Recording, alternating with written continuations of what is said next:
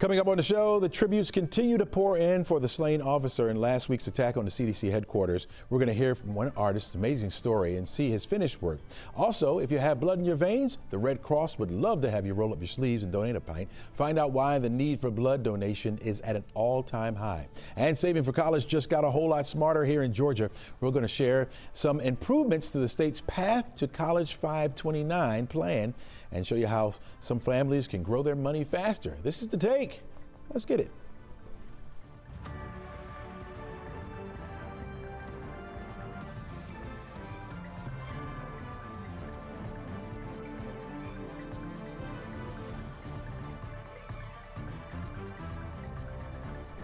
Hello and welcome. I'm meteorologist Chesley McNeil, or just Chesley McNeil on this show.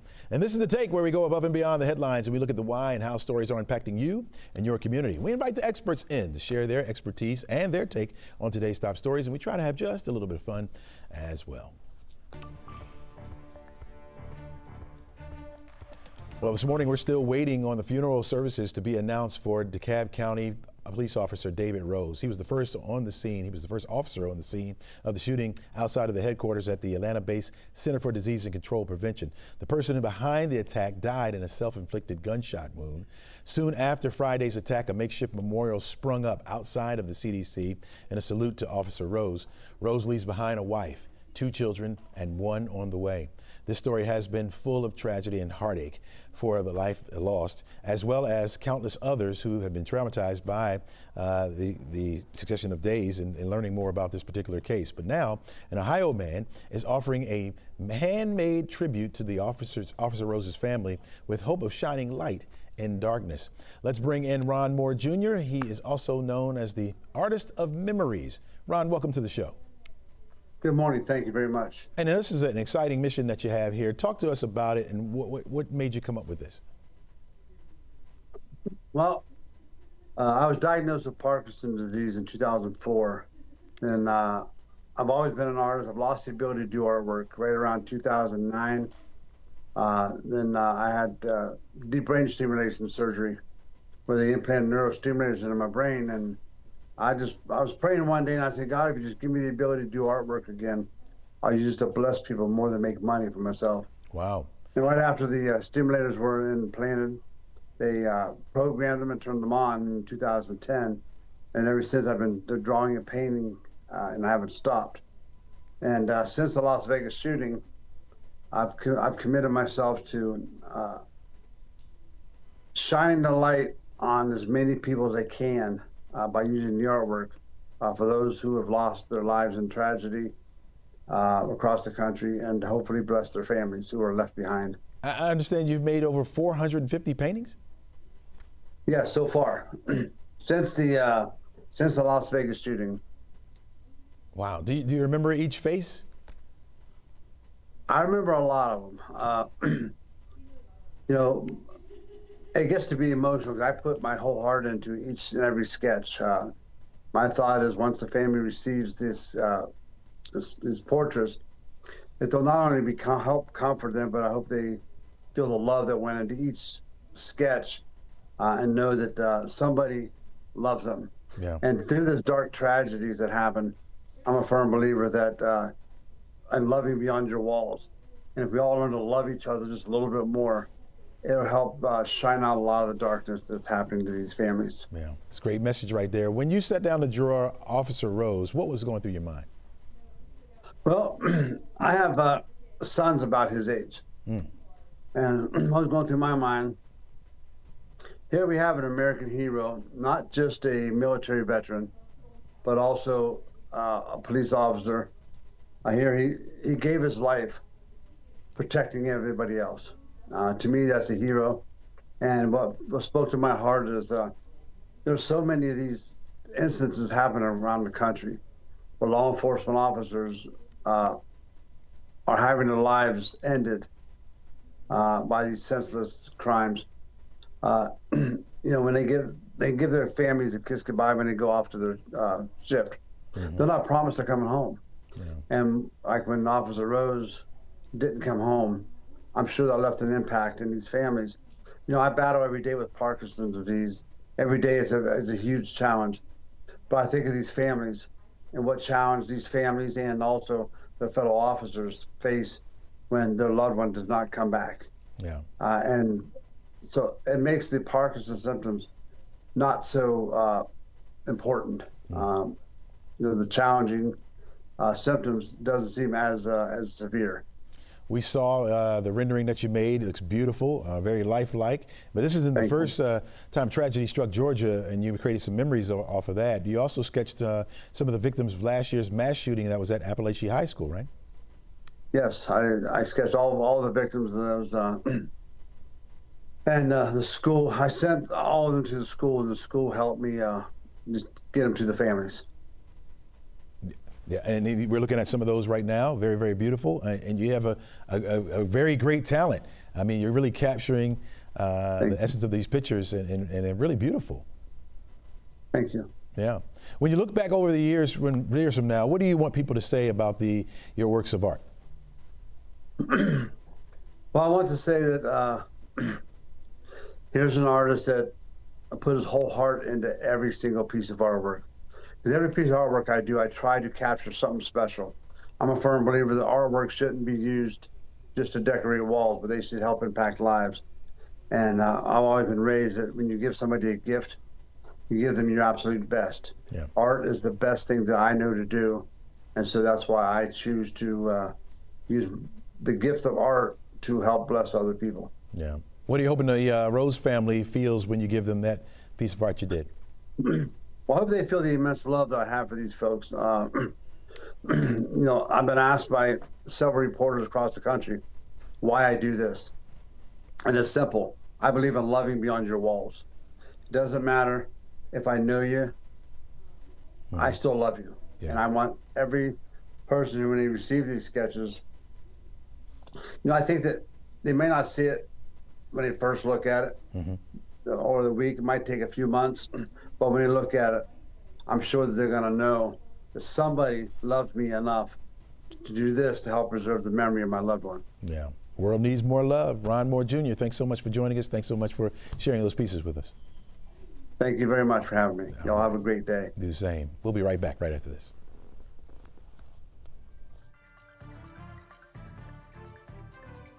Welcome back to the show. President Trump issuing a warning to Russian President Vladimir Putin, saying, be serious about ending the war in Ukraine or face consequences. Joining us now is NBC Washington correspondent Alice Barr. Hey, Alice, with 24 hours before the sit-down between President Trump and Putin in Alaska, the president seems to be laying down some strict ground rules here.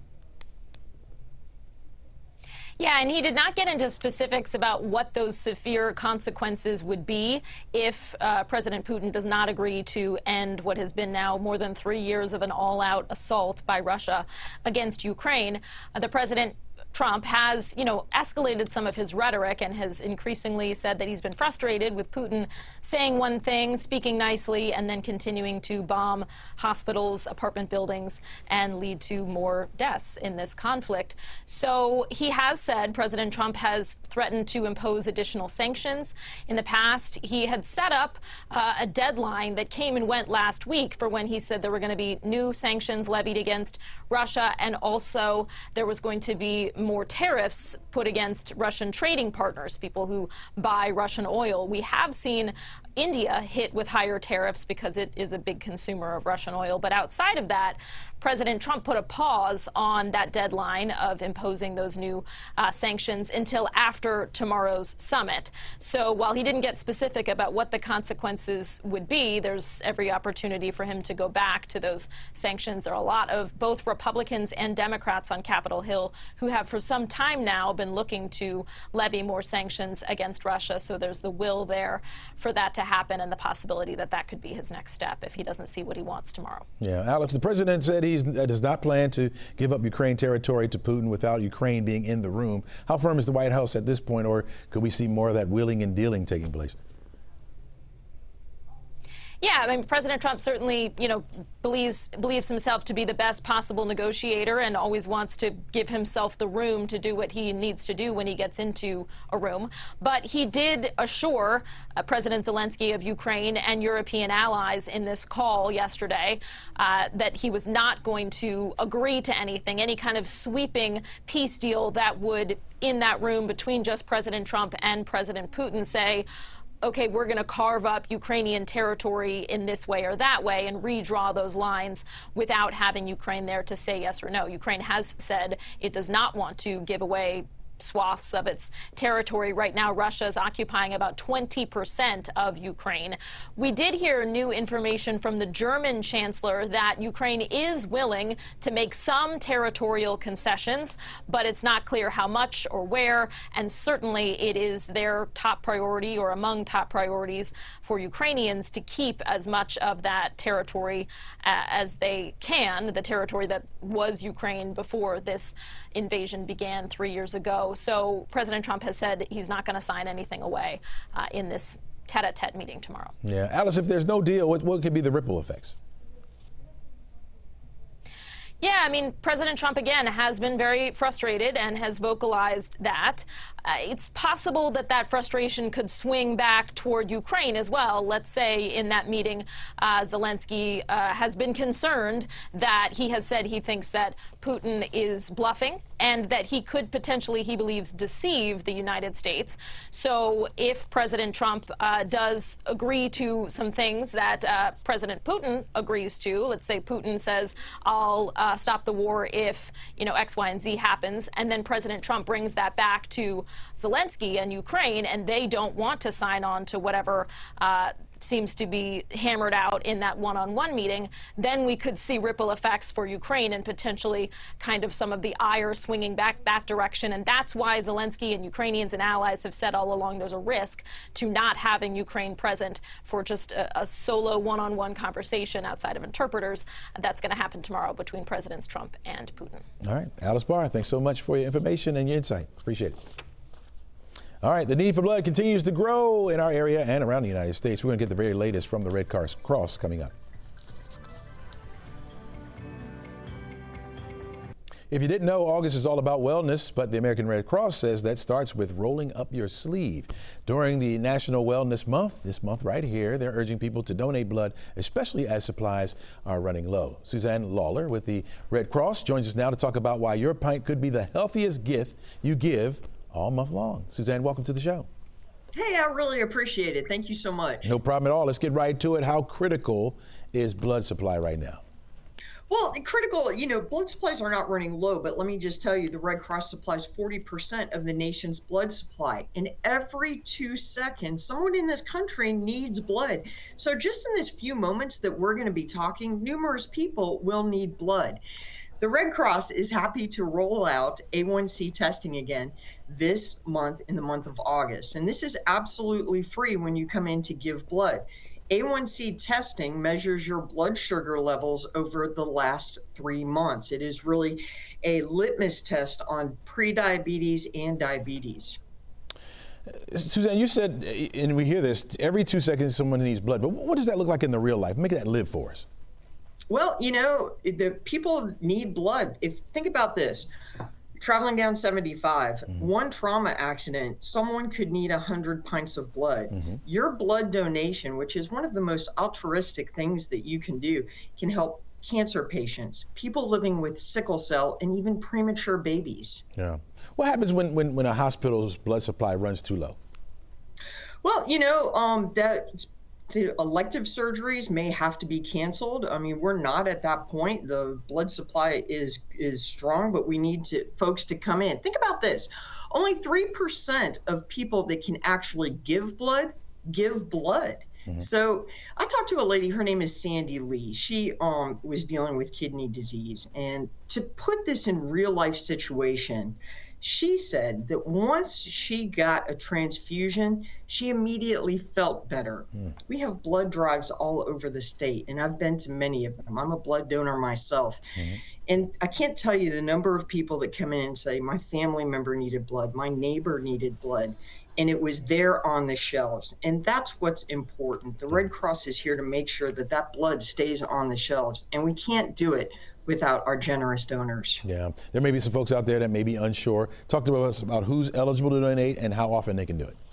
Yeah, fantastic. You can give blood every 56 days. So that's, like once every 2 months. Let me take you through the process. So I want to talk about the blood donor app. You may say, hey, I don't need another app on my phone, but the blood donor app is going to make it super easy for you to give blood. You can answer questions on the app. I'm just going to put it up here. It is free. Absolutely. Wherever you get your apps, the Red Cross blood donor app. And what I love about this app is that a couple of weeks down the road, you're going to find out your blood type. You're going to get your results for that A1C testing, and you're going to find out where your blood goes. My last donation went to Canton, Georgia. I had a colleague in Atlanta, and her blood went right down the road. It's kind of another attaboy, like another pat on the back a couple of weeks down the road. If you don't want to go with the app, no problem. You can always go to redcrossblood.org and make an appointment. And here are some things that you need to keep in mind if you're going to make a blood donation. Hydrate well, eat a good meal, especially rich in iron, and get a good night's sleep. Yeah. I remember hearing that O negative or O positive was the type that was badly needed. Is that still the case?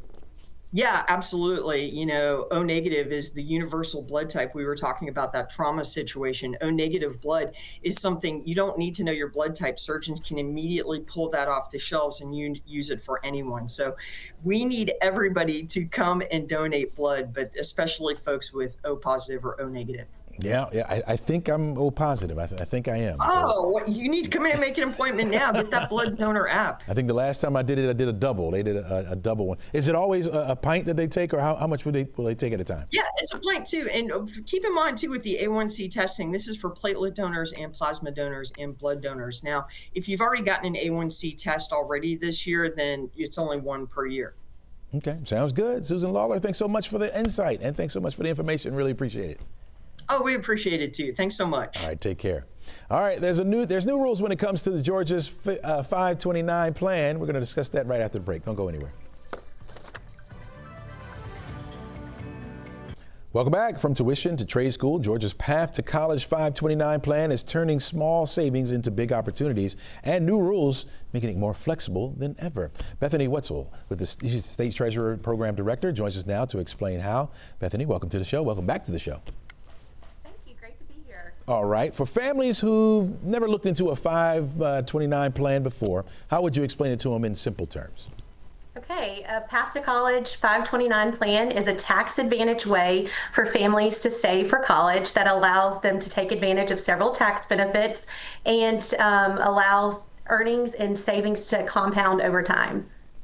So with the Path to College, it's often ranked as amongst one of the lowest cost 529 plans in the country. How do those low fees make the difference over time? Well, I mean, the lower the fees are, the more money that you're going to be saving in your account. And so as that extra money that you're saving by having low fees is going to compound and grow tax-free and tax-deferred. And so the more money you have available to save, the better, of course. You got some new features this year. Talk to me about those. Yes, some really exciting news about in the 529 space. HR 1, more commonly known as the One Big Beautiful Bill Act, was enacted in July, and it has expanded Path to College and 529 fund usage. Specifically, and kind of most excitingly, K through 12 expenditures have expanded to include educational therapies for individuals with disabilities, such as occupational therapy and speech therapy. It can now be used for tutoring outside the home, educational classes outside school and home, and for standardized tests such as AP exams, SAT, and the ACT. And then additionally, it expanded the use to include expenses for credentialing programs. So now licensing fees or credentialing programs, anywhere from getting a forklift certification to getting a CPA license, those funds can be used to help maintain or gain that credential. And then going back to the K through 12 expansion, starting January 1st of 2026, now tuition will increase to $20,000, where you can use $20,000 on K through 12 expenses going forward instead of $10,000. So we've got an expansion in the amount that can be spent on K through 12, the expansion of how the funds can be used. We've got an expansion of how they can be used for credentialing expenses. Wow. Yeah. How is this been a game? How is this going to be a game changer? So I think for Georgia families, it's going to be a game changer in that I think typically savers who were saving for K through 12 were those who were going to private school. And now with the additional uses for those funds, now those individuals that have students that are going to public schools will be able to use those funds for additional items. So it just really broadens what can be used from tuition and really is a game changer for families who want to seek additional educational opportunities in K through 12 for their loved one. All right. You got a student that decides they're not going to college. What are some of the options for that money? Well, that's okay. So one, Path to College expenses or 529 funds can be used not just for college or the traditional 4-year or graduate school, but they can be used for vocational school, for apprenticeship programs, and also for technical school. But if someone chooses not to pursue a post-secondary option, the funds can be transferred to another beneficiary. I have a friend who had a Path to College account and she had funds left over and she was able to transfer those to her daughter when she was born. So that's great. Funds can be used by a sibling to pay off student loan debt, and funds can be used to roll over to a Roth IRA established for the beneficiary. So there's lots of options if someone doesn't use those funds. And then of course, an individual can always just withdraw the funds, but there will be tax implications if they're not used for those other disbursements. Yeah, sounds like a win-win. Sounds like a win-win. We got to get the word out to people, right? Exactly. All right, Bethany. Thanks so much for joining us. Really appreciate it. Awesome. Thank you. All right. If you ever thought about starting your own business, you're going to want to hear from our next guest coming up. But still to come, Tropical Storm Erin is poised to become the first hurricane of the season. We're going to talk more about that with the local guys from the National Weather Service coming up. Stay right there. Well, this is National Finance Awareness Day. And if you're thinking about launching or expanding a small business, well, the numbers matter more than ever. From funding to strategy, it's all about knowing the rules and playing to win. Let's bring in William Stern. He is the managing director with the Bank of Cardiff, and he's going to help us out this morning. Hey, you're looking good there. I like the lighting that you have there back behind you there. Welcome to the show. Sounds good. Thanks for having me on. Yeah, I got a little studio here. Oh, nice. Very nice. All right. If you had to boil it down, what is the single biggest key to starting a business right now?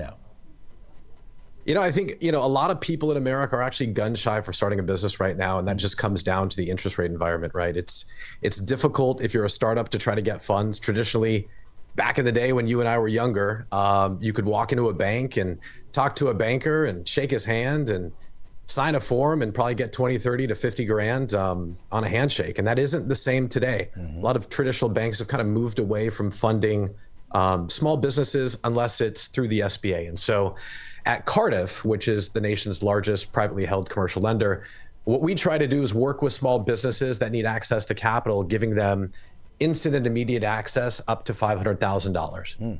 Wow. So is cash flow king, or is the credit just as important? I think it's a great question. I think they're both important. I think if you're a startup business, obviously you don't really have cash flow. You have assets, hopefully. But for most programs that, where a business is looking to expand an operation, let's say it's a dentist and they're looking for their second location, or it's a restaurant, they're looking for their second and third store. I think cash flow is king. Really, we're not looking, at least at our firm, we're not necessarily looking at your FICO score. Everybody's score goes up and down, just, and with sort of little control. And so what we just try to focus in on is the cash flow strong? And if the cash flow is strong, we're going to lend to you just enough money to kind of get you to your goal or get you out of the situation that you're in. And really that's our commitment to Main Street. Yeah. When somebody comes to you and they want a business loan, what's one of the top things that you're looking for to signal that they're ready? Yeah, I think if it's an existing business, I think it goes back to what you said, which is brilliant. It's cash flow, right? Is the cash flow there? For us internally, we'd like to see that they have $20,000 in revenue a month. as sort of like, that's the baseline, that's the benchmark. Anything in excess of that is perfect. That's great. That's gravy. But for us, really, we're just looking for cash flow. There's strong cash flow. We're going to lend to you. You use the money how you deem fit, right? Whether it's to expand on operation, working capital, acquire some inventory, or even hire some new employees. You said $20,000 is that mark. What if I only have $10,000? What's the smartest way for me to use that? I think if you only have $10,000 in revenue, you're probably not ready to borrow money yet. I would say keep working on your goals, keep developing your business plan. And I think once you get to 20K and above, most lenders are going to take a serious look at your business. 10 years from now, do you see it getting easier or tougher to start a business up from the ground up? That's a great question. I think, because of this, this sort of advent of AI, I think it's becoming easier to start businesses. And I think it's taking less people and less sort of resources, tangible resources to start a business. I think we're in the age where we're probably going to see in the next 5 to 10 years, solopreneurs, right? Just a single entrepreneur start $1 billion business. And so, yeah, I think that's on deck.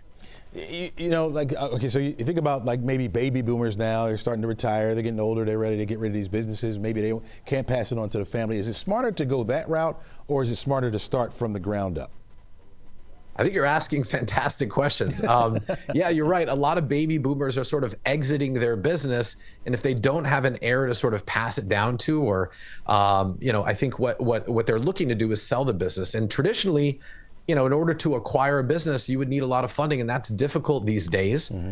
So, having an owner finance the sale of that business to the buyer has become really in vogue today. And I think, for those entrepreneurs that are looking to start a business, I'm going to go with what you said. I think it's a great idea to acquire that business, have the owner self-fund it, make payments over time until you've paid off the loan, and acquire a business that has an existing business plan, an existing clientele, a proven track record and cash flow. So Great question. Mr. William Stern, that's all the time we have. I could talk to you all day, my friend. Maybe we'll bring you back, ask you more questions, man. Appreciate it. I'd love to. Yeah, appreciate it. Thank you, guys. All right, take care now. Wow. All right, so let's take a look live to DeKalb County here. You can see those clouds. Man, this is a nice picture right here. And you can see how high up the camera is. So you can see right there, eye level, those clouds that are over the city right now. Pesky, if you will, but I think they'll get out of the way. Certainly by the time we get to about 10:30, 11 o'clock, those clouds are out of the way. We'll see more of that blue sky. We'll get that sunshine in here. And boy, is it going to heat us up, folks. It's going to heat us up. So we could see some more showers as we head through the afternoon, so we'll be watching for that. Speaking of showers and clouds and rain, all that good stuff, let's go over to the National Weather Service. Kate Martin joins us now, meteorologist with the National Weather Service. How you doing this morning?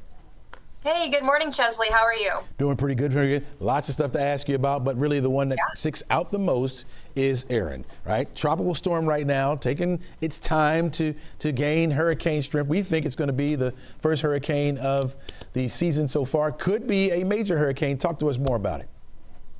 Yeah, absolutely. So Erin's chugging along, heading westward across the tropical Atlantic, and likely over the next 1 or 2 days, it will likely be encountering some more conducive conditions for strengthening. So we're talking probably less wind shear, some warmer waters. And with all this in mind, this is still well out over the Atlantic, so Erin has a lot of space to travel before even approaching the continental U.S. And we can, of course, talk about how things are looking farther down the road for the southeast. But yeah, it could be some rapid intensification, so some really fast strengthening of Erin over the next 1 to 2 days. Yeah, we've been talking about the path of the storm. We got it on the screen right now, and it looks as if right now, today, that could just kind of curve up and maybe almost make a field goal between Bermuda and the United States.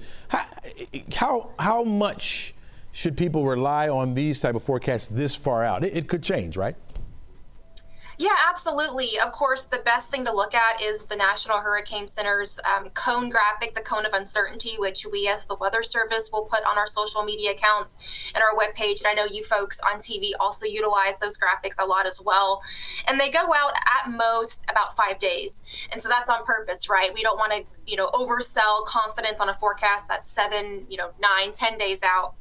But yeah, to echo what you said, Chesley, it does look like Erin will be curving to the northwestward direction, and so that will have good impacts for us, meaning for the Southeast, likely just going to be maybe an increase in some moisture from the very far reaches of that tropical air that's coming in around Aaron. But as far as any type of wind or heavy rainfall, flooding rainfall type threats, looks like Georgia will be in the clear, as trends are indicating right now. Yeah. All right, let's focus on our forecast a little bit here. We've been what I've been calling bonus days around here, starting off August. It was a little bit cooler with temperatures in the 80s. We had that rainy pattern. Now we're starting to change a little bit, right?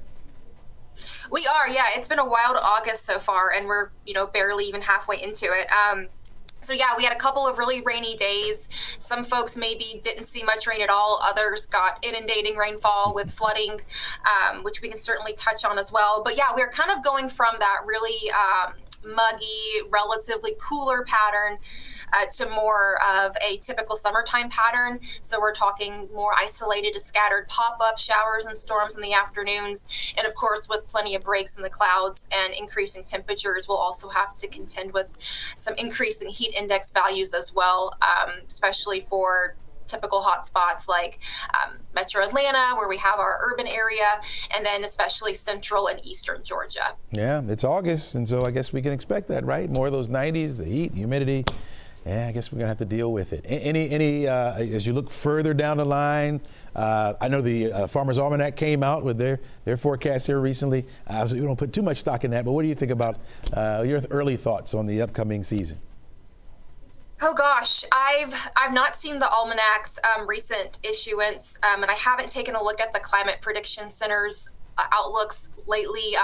For those who don't know, they're kind of our National Weather Service branch that does climate forecasting for 2 weeks out up to a season. Yeah. I will say here at the office, we're of course keeping our eyes on the tropics. We are approaching the climatological or the typical peak in hurricane season.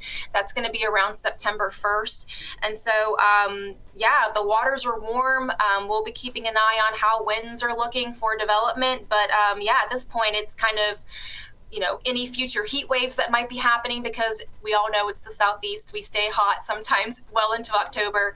And of course, keeping an eye on the tropics as well for development even after Aaron through, November even. Absolutely. Meteorologist Katie Martin, thank you so much for all you do for our community and keeping us safe weather-wise. Thanks for being a great partner. Thanks for joining us today. Yeah, thank you so much. All right, take care now. Plenty more stories for you coming up. This is The Take. Don't go anywhere. We're back right after this. Welcome back. A Texas judge, just put the brakes on the Onion's bid for information wars. CNN's Carolyn Woods joins us now from the NASDAQ market site in New York. Good morning, Carolyn. What's behind the judge's ruling?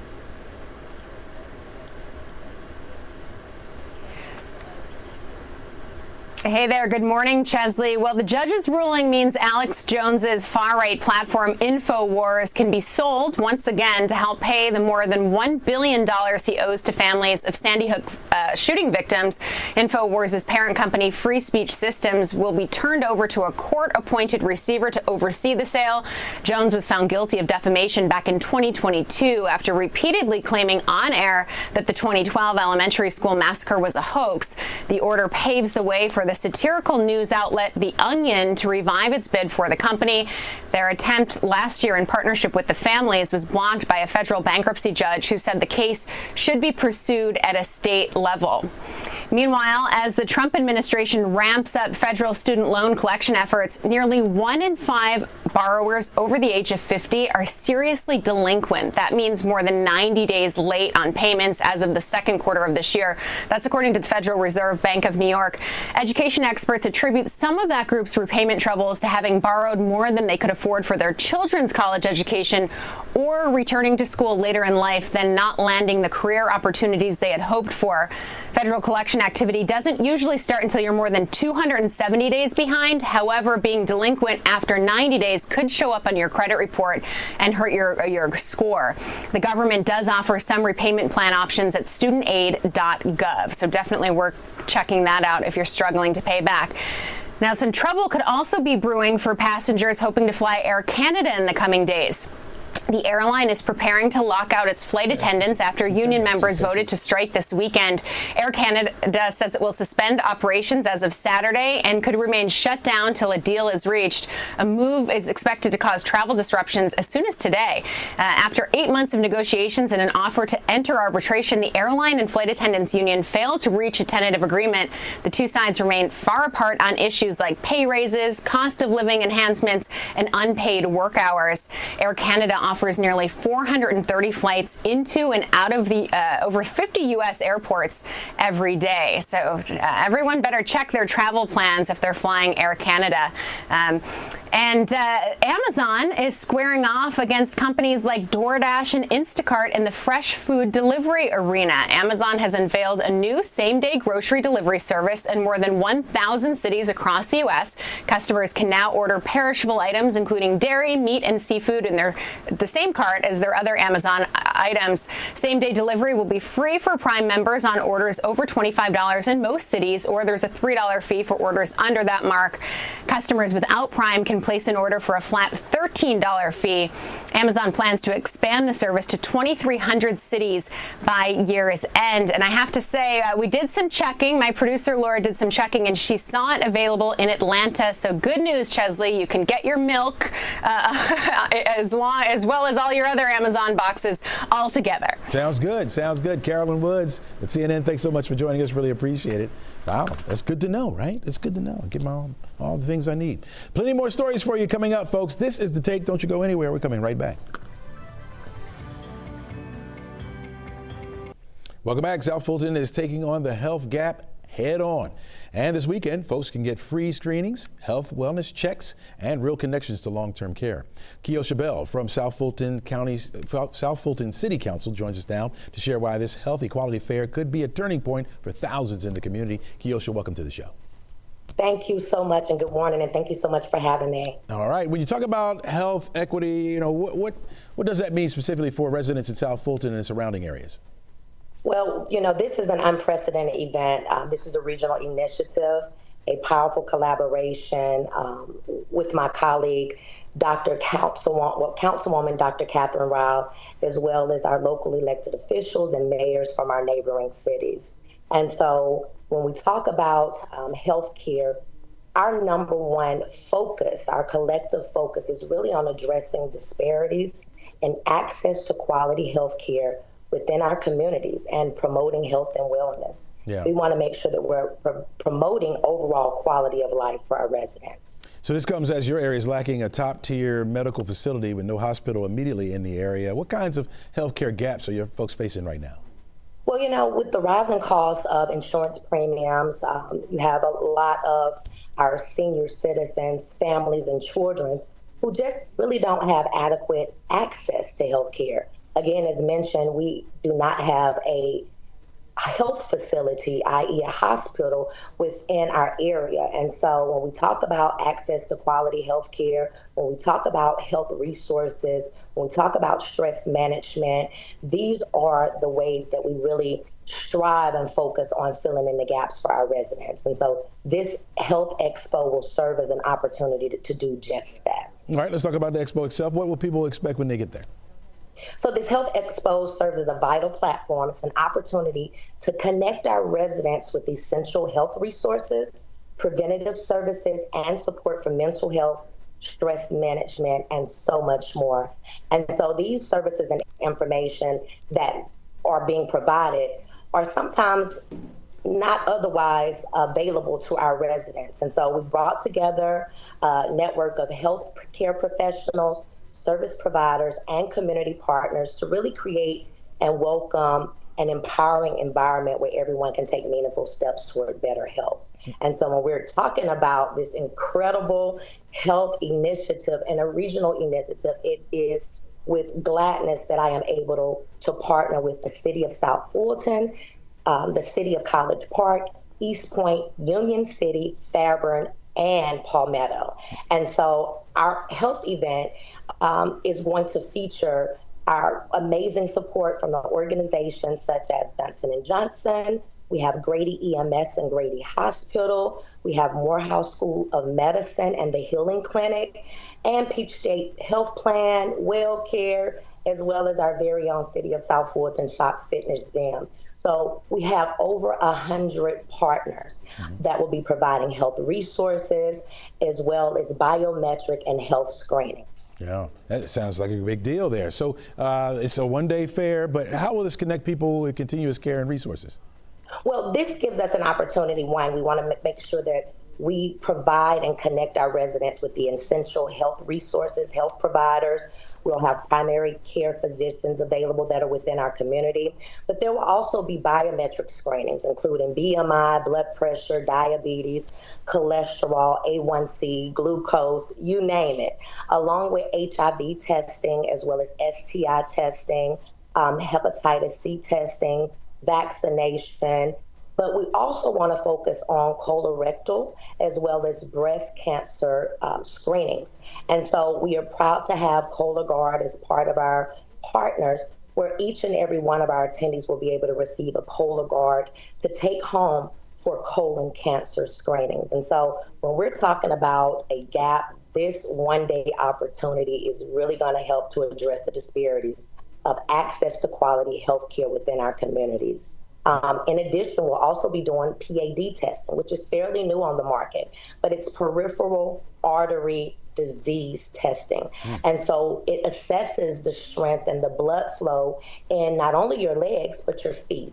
And so when we are looking at our communities holistically, we're serving over 200,000 plus that are welcome to attend the Health Expo this weekend and receive free health and biometric screening. So when we talk about being leaders and locally elected officials in the cities, this is what we're talking about. We're listening, we've heard our residents, and now we are taking action to provide the necessary health resources that are needed for all of our communities. All right, Keisha Bell, thanks so much for joining us. Thanks for that insight, and thank you for all that you're doing for our community. Absolutely. Thank you so much. And we look forward to seeing you on Saturday. Again, it's August the 16th at the Georgia International Convention Center.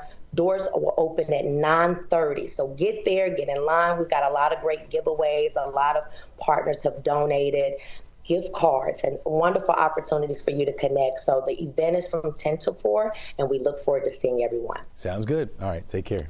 All right. Thank you. Another look at our forecast and my final take coming up after the break. Some like it hot. Some like it hot. And if you do, you like it around here. Temperatures are getting up into the 90s for today. You got to factor in that humidity. It's coming back as well. And so we'll see that number feel a lot hotter out there. 90 for today, 92 degrees on Friday. Saturday and Sunday will be at 90 as well.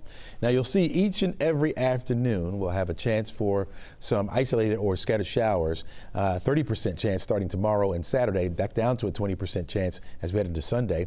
We'll continue that trend as we start the work week next week and going back to school, of course. 92 on Monday, Tuesday 91, and 90 for a high on Wednesday.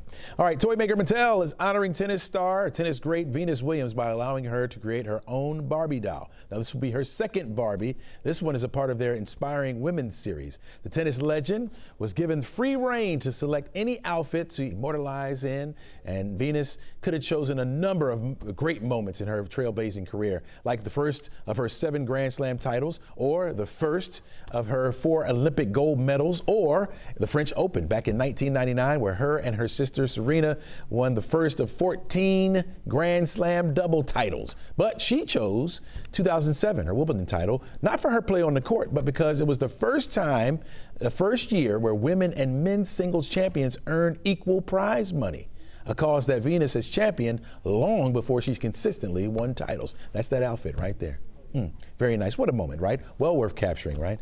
Venus has done a lot of good in the community and on the tennis court, of course, and she will be a hero for young women for years and years to come. Great moment that she selected right there. My hat's off to her. Continue to do a great work. That's all we got for you today, folks. Make it a great one out there. Try to encourage someone today. Why don't you?